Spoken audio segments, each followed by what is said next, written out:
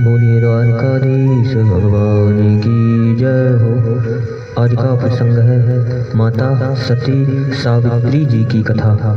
किस प्रकार सती सावित्री जी ने अपनी चतुराई से यमराज से वरदान मांगे। यह कथा उस सती देवी की है जिसने अपने पति के प्राणों को यमराज से मांग कर ले आई। मद्र देश में एक धर्मात्मा राजा राज करते थे। वे बड़े धर्मात्मा थे, ब्राह्मण भक्त, सत्यवादी थे, जितेंद्रिय थे। उनका नाम अश्वपति था। नगर और देश की प्रजा उन पर बहुत प्रेम रखती थी। वे सदा सब प्राणियों के हित साधन में लगे रहते थे। जहाँ के राजा सब प्रकार का सुख प्रजा को देते थे, किंतु उनके कोई संतान नहीं थी। इसलिए उन्होंने संतान प्राप्ति के उद्देश्य से कठोर तपस्या आरंभ कर दी। कठोर नियमों का पालन करते हुए उन्होंने 18 वर्षों तक सावित्री देवी की आराधना की। 18वां वर्ष पूर्ण होने पर देवी ने राजा को प्रत्यक्ष दर्शन दिया और कहा, तुम्हें शीघ्र ही एक तेजस्विनी कन्या प्राप्त होगी। यह कहकर देवी सावित्री जी अंतर्ध्यान हो गई। राजा अपने नगर में लौटकर धर्म पूर्वक प्रजा का पालन करने लगे। तदंतर समय आने पर राजा की बड़ी महारानी ने, जो मालव नरेश की कन्या थी, गर्भ धारण किया। यथा समय पर रानी के गर्भ से कमल के समान नेत्रों वाली एक कन्या प्रकट हुई। राजा ने प्रसन्न होकर उस कन्या के जात कर्मादि संस्कार किए। उस कन्या के लिए सावित्री मंत्र द्वारा हवन किया गया था, जो सावित्री ने ही प्रसन्न होकर उसे दिया था। इसलिए ब्राह्मणों तथा कन्या के पिता ने भी उसका नाम सावित्री रखा। राजकन्या मूर्तिमयी लक्ष्मी के समान दिनों दिन बढ़ने लगी। धीरे धीरे उसने युवा अवस्था में प्रवेश किया। राजा की वह सुंदर कन्या सोने की प्रतिमा के समान तेजी से उद्भासित हो रही थी, जो कि उस कन्या के सामने जो भी जाता वह दिव्य तेज से प्रतिहत हो जाता। उसे देखकर सब यही कहते कि मानवी नहीं, कोई देव कन्या है। इसलिए कोई भी राजा या राजकुमार उसका वर्णन न कर सका। कन्या को सयानी देखकर राजा को उसके विवाह के लिए चिंता हुई। वे एक दिन बोले कि बेटी, अब तू विवाह के योग्य हो गई है, इसलिए स्वयं ही अपने योग्य वर की खोज कर। यह कहकर राजा ने वृद्ध मंत्रियों को साथ जाने और यात्रा की तैयारी करने का आदेश दिया। सावित्री ने कुछ संकुच सी होकर पिता के चरणों का स्पर्श किया और उनकी आज्ञा मानकर राजभवन से निकली। द्वार पर सेना का रथ तैयार था। सावित्री उस पर जा बैठी और बड़े बूढ़े मंत्रियों से सुरक्षित हो राज ऋषियों के रमणीय तपोवन में विचरण करने लगी। माननीय वृद्ध पुरुषों को नमस्कार करती, ब्राह्मणों को दान करती तथा नाना प्रकार के पुण्य करती हुई भिन्न भिन्न तीर्थों और देशों में घूमती रही। एक दिन मद्र राज अश्वपति अपनी राजसभा में बैठे हुए थे, नारद जी से वार्तालाप कर रहे थे। उसी समय समस्त तीर्थों की यात्रा पूरी करके सावित्री मंत्रियों के साथ पिता के घर लौट आई। उसने पिता को नारद जी के साथ बैठे हुए देखकर उन्हें प्रणाम किया। नारद जी ने पूछा कि राजन, आपकी यह कन्या कहाँ गई थी और कहाँ से आई है? अब तो यह सयानी हो गई है, आपने अभी तक इसका विवाह क्यों नहीं किया? राजा ने कहा कि देव ऋषि, इसी कार्य के लिए मैंने इसे भेजा था। यह अभी अभी लौट आई है। अब इसी के मुंह से सुनिए इसने किसको अपना पति चुना है। नारद जी से ऐसा कहकर अश्वपति ने अपनी पुत्री से कहा कि बेटी तुम अपना सारा वृत्तांत सुनाओ। सावित्री ने संक्षेप से ही उत्तर दिया। साल्व देश में एक धर्मात्मा राजा थे, उनका नाम धूमत्सेन है। वे पहले राज करते थे, किंतु पीछे उनकी आंखें अंधी हो गई।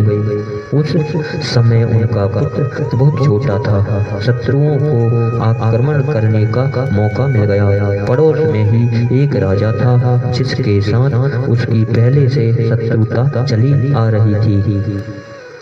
उसी ने उसका राज छीन लिया।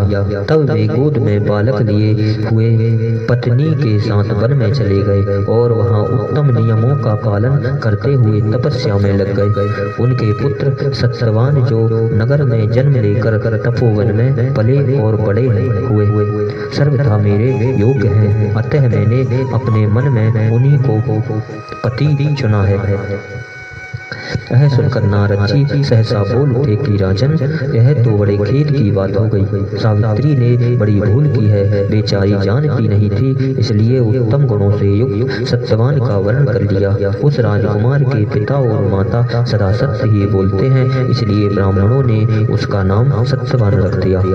राजा ने कुछ चिंतित होकर पूछा कि हे नारद जी, क्या इस समय भी माता पिता के प्रति भक्ति रखने वाला सत्यवान तेजस्वी बुद्धिमान क्षमावान और सूरवीर है? नारद जी ने कहा, धूमत्सेन का यह वीर पुत्र सूर्य के समान तेजस्वी, बृहस्पति जी के सादृश बुद्धिमान, इंद्र के समान वीर, पृथ्वी की भांति क्षमाशील, रंती देव के समान दानी, उसी नर पुत्र शिवी के समान ब्राह्मण भक्त और सत्यवादी, अयाति के समान उदार, चंद्रमा के समान नैनाभिराम और अश्विनी कुमार के समान रूपवान, वह जितेंद्रिय, विनयी, पराक्रमी, सत्य प्रतिज्ञ, मिलनसार, ईर्षा रहित, लज्जाशील और तेजस्वी है। राजा ने चकित होकर कहा कि मुनिवर, आपने तो उसे समस्त गुणों का भंडार बता दिया, उसमें कोई दोष भी है क्या?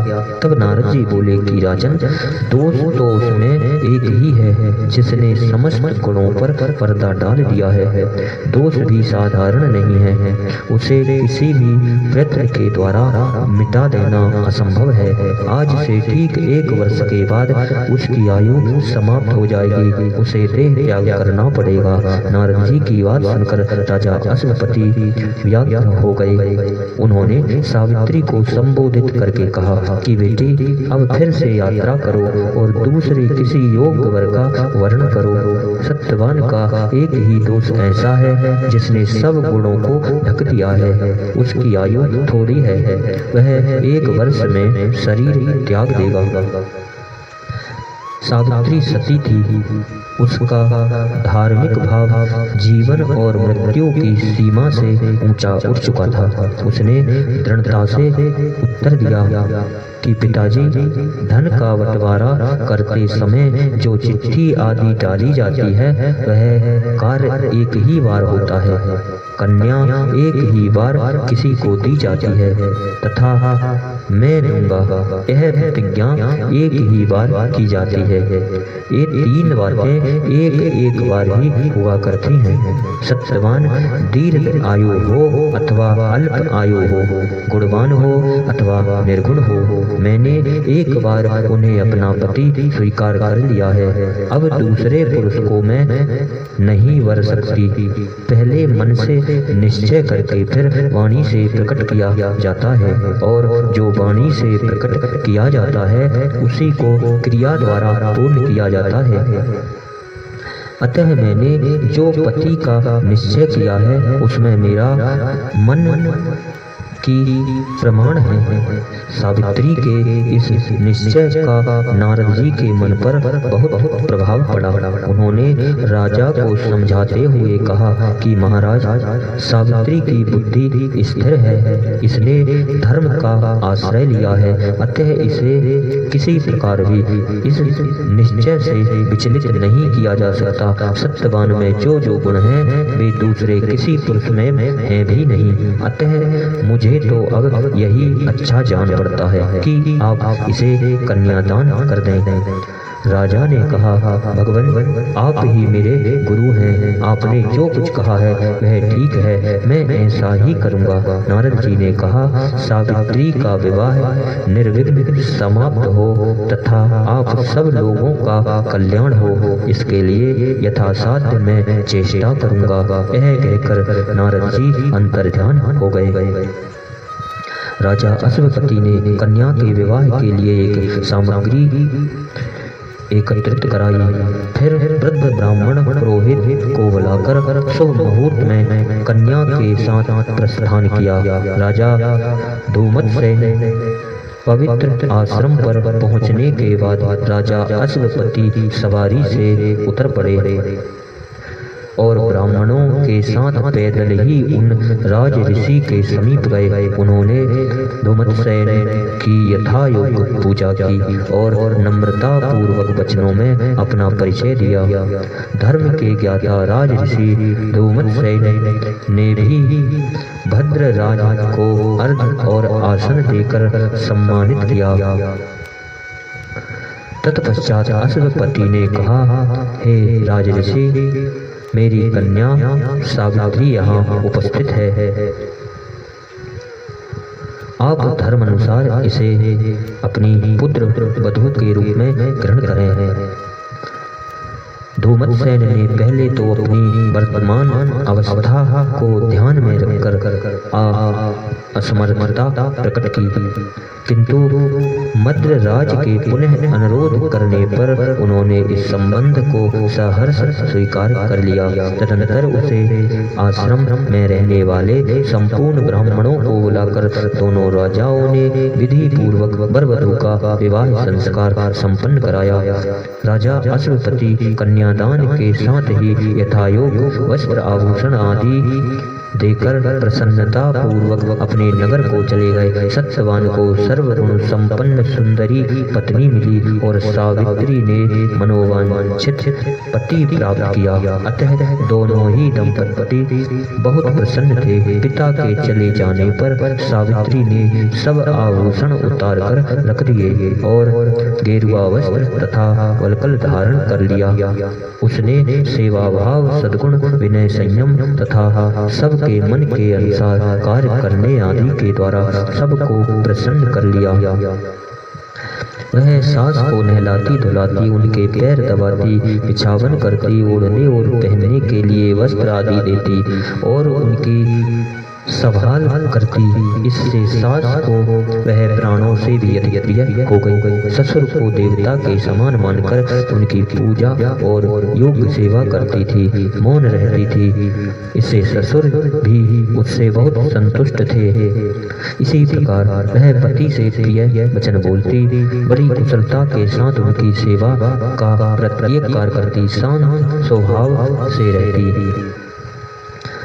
और एकांत में भी अपनी सेवाओं से उन्हें सुखी बनाती थी। इन सब गुणों से पतिदेव भी उसके ऊपर बहुत संतुष्ट रहते थे।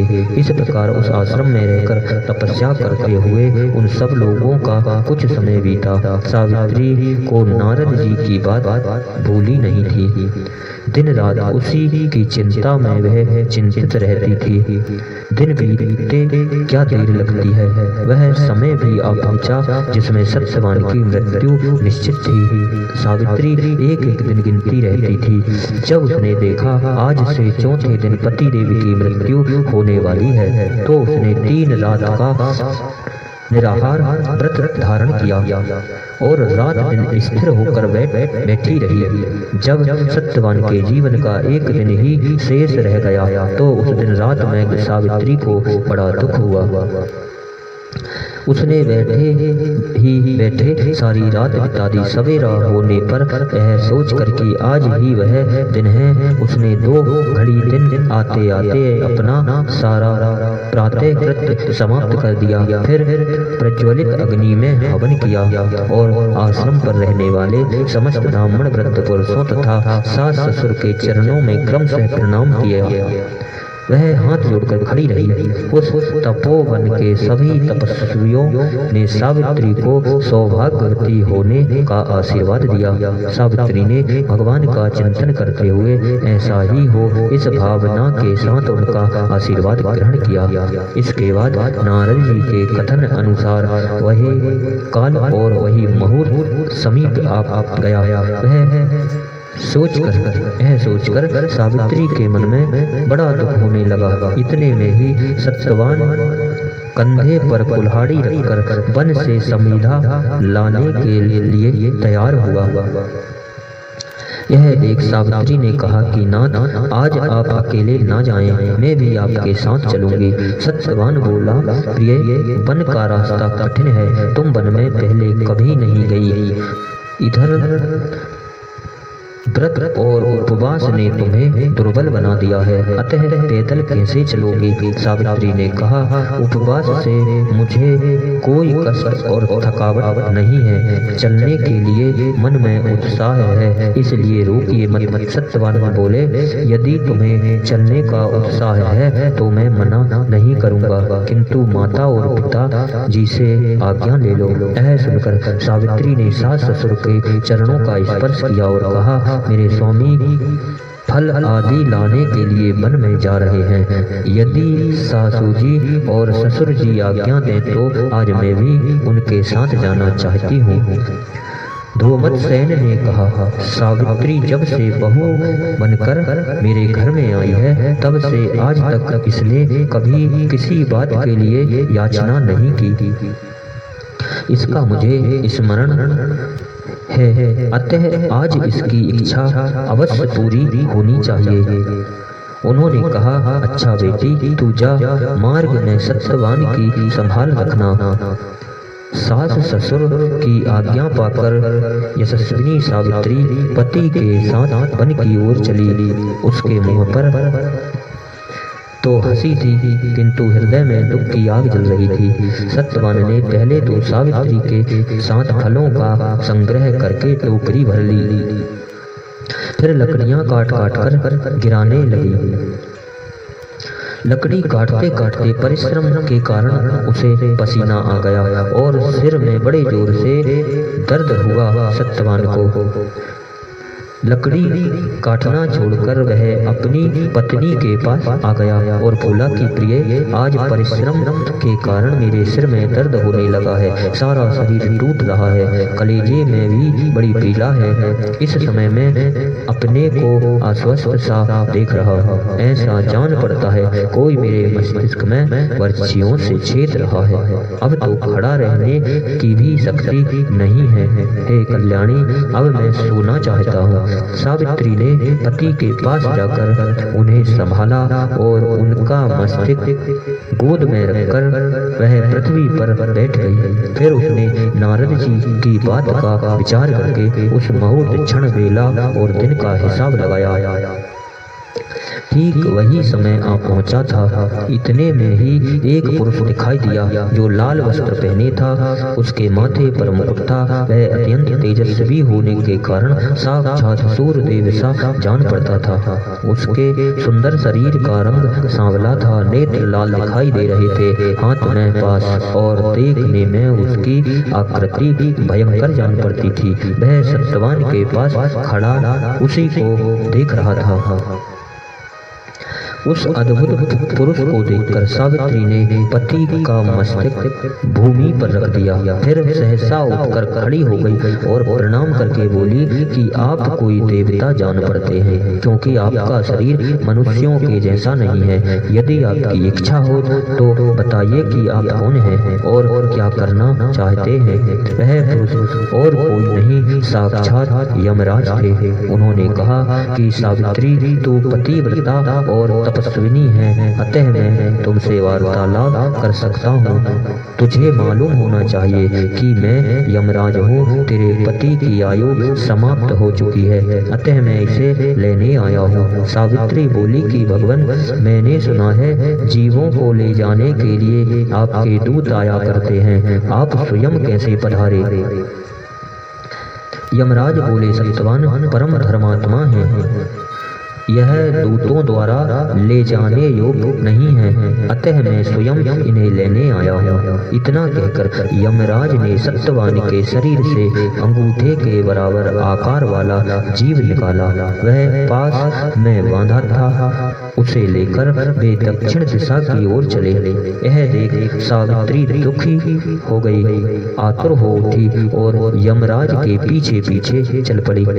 यमराज ने कहा, सावित्री तू कहाँ? तू तो अब लौट जा। तू कहाँ जाएगी?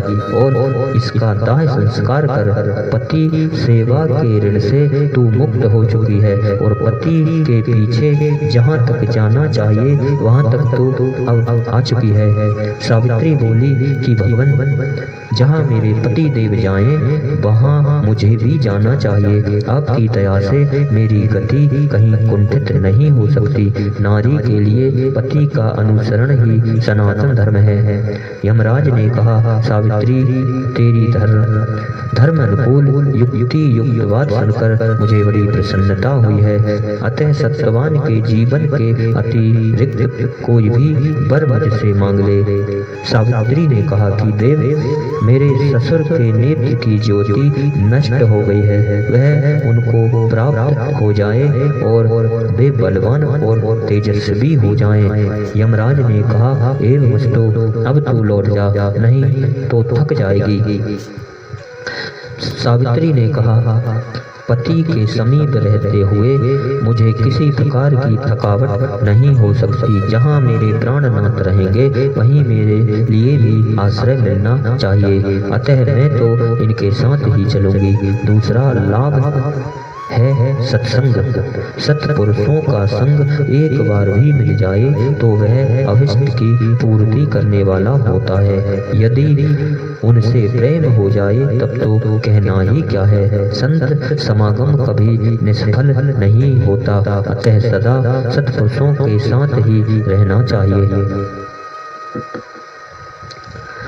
यमराज बोले कि सावित्री, तूने जो बात कही है वह सबके लिए हितकर तथा मुझे अत्यंत प्रिय लगी है। अतः सत्यवान के जीवन को छोड़कर तू पुनः कोई दूसरा वर मांग ले। सावित्री ने कहा कि मेरे ससुर का खोया हुआ राज्य उन्हें स्वतः प्राप्त हो जाए तथा वे कभी धर्म का परित्याग न करें। यमराज ने वह वरदान भी दे दिया और कहा कि अब तू लौट जा। किंतु सावित्री पूर्ववत उनके पीछे ही लगी रही। चलते चलते उसने कहा कि हे देव, आप सारी प्रजा का नियमन करने वाले हैं, अतः यम कहलाते हैं। मैंने सुना है मन, वचन और क्रिया द्वारा किसी भी प्राणी के प्रति द्रोह न करके सब पर समान रूप दया करना और दान देना श्रेष्ठ पुरुषों का सनातन धर्म है। यूं तो संसार के सभी लोग यथाशक्ति कोमलता का वर्ताव करते हैं, किंतु जो श्रेष्ठ पुरुष हैं वे अपने पास आए हुए शत्रु पर भी दया ही करते हैं। यमराज बोले, कल्याणी, जैसे प्यासे को पानी मिलने से तृप्ति होती है, उसी प्रकार तेरी बातें, धर्म अनुकूल बातें मुझे बहुत प्रसन्न कर रही हैं। अतः सत्यवान के जीवन के सिवा कोई तीसरा वर तू मांग ले। सावित्री ने कहा, मेरे पिता अश्वपति के कोई पुत्र नहीं है, उन्हें 100 औरस पुत्र देने की कृपा करें। यमराज ने वह वरदान भी दे दिया और कहा कि सावित्री, तू बहुत दूर आ गई, अब लौट जा। सावित्री ने कहा, मैं पति के समीप हूँ, अतः दूरी का मुझे अनुभव नहीं होता। पति से दूर रहना ही नारी के लिए दुख की बात है। आप मेरी दो एक बातें और सुने। विश्व भगवान सूर्यदेव के पुत्र होने से आपको वैवस्वत कहते हैं। आप शत्रु मित्र आदि के भेद को भुलाकर सबका समान रूप से न्याय करते हैं। इसी से सब प्रजा धर्म का आचरण करती है और आप धर्मराज कहलाते हैं। अच्छे मनुष्यों का संतों पर जैसा विश्वास होता है वैसा अपने पर भी नहीं, अतएव वे संतों पर ही अधिक अनुराग रखते हैं। विश्वास ही सौहार्द का कारण है तथा सौहार्द ही विश्वास का। सत्पुरुषों में सबसे अधिक सौहार्द भाव होता है, इसलिए उन पर भी सभी विश्वास करते हैं। यमराज बोले कि सावित्री, तूने जो बातें कही है वैसी मैंने और किसी के मुंह से नहीं सुनी है, अतः मेरी प्रसन्नता और भी बढ़ गई है। अब तू सत्यवान के सिवा कोई चौथा वर मांग ले। सावित्री ने कहा, भगवान, मुझे भी कुल की वृद्धि करने वाले 100 औरस पुत्र प्राप्त हों, वे सभी बलवान और पराक्रमी हों। यमराज बोले, तेरी यह अभिलाषा भी पूर्ण होगी। अच्छा, अब तो तू लौट जा। सावित्री ने अपनी धार्मिक चर्चा बंद नहीं की, वह कहती ही चली गई। सत्पुरुषों का मन सदा धर्म में ही लगा रहता है। सत्पुरुषों के साथ जो समागम होता है वह कभी व्यर्थ नहीं जाता। संतों से कभी किसी को भय नहीं होता। सत्पुरुष सत्य के बल से सूर्य को भी अपने समीप बुला लेते हैं। वे ही अपने प्रभाव से पृथ्वी को धारण करते हैं। भूत और भविष्य के आधार पर वे ही हैं। उनके बीच में रहकर श्रेष्ठ पुरुषों को कभी खेद नहीं होता। दूसरों की भलाई सनातन सदाचार है, ऐसा मानकर सत्पुरुष प्रत्युपकारी की आशा न रखते हुए सदा परोपकार में ही लगे रहते हैं। सावित्री की बातें सुनकर यमराज दया से द्रवित हो उठे और बोले कि हे पतिव्रते, तेरी ये धर्म अनुकूल बातें गंभीर अर्थ से युक्त तथा मेरे मन को लुभाने वाली है। तू ज्यों-ज्यों ऐसी बातें सुनाती है त्यों मेरे प्रति अधिक श्रद्धा बढ़ती जाती है। हमारी श्रद्धा आपके प्रति अधिक बढ़ती जा रही है, ऐसा यमराज कहते हैं। यमराज कहते हैं, अतः तू मुझसे कोई अनुपम वर मांग ले। तब तो सावित्री ने कहा कि भगवान, अब तो आप सत्यवान के जीवन का ही वरदान दीजिए, इससे आपके ही सत्य और धर्म की रक्षा होगी। आप मुझे 100 पुत्र होने का वर दे चुके हैं, उसकी सिद्धि पति के बिना कैसे हो सकती है? पति के बिना तो मैं सुख, स्वर्ग, लक्ष्मी तथा जीवन का भी इच्छा नहीं कर सकती। धर्मराज वचनबद्ध हो चुके थे। उन्होंने सत्यवान को मृत्यु पाश से मुक्त कर दिया और 400 वर्षों की नवीन आयु सत्यवान को प्रदान कर दी। इस प्रकार सती सावित्री ने अपने पतिव्रत धर्म के प्रताप से पति को मृत्यु के मुख से लौटाया तथा वह पति कुल और पितृकुल दोनों की अभिवृद्धि में सहायक हुई। यह है सती धर्म की अमोघ शक्ति। इन्हीं शब्दों के साथ बोलिए द्वारकाधीश भगवान की जय हो।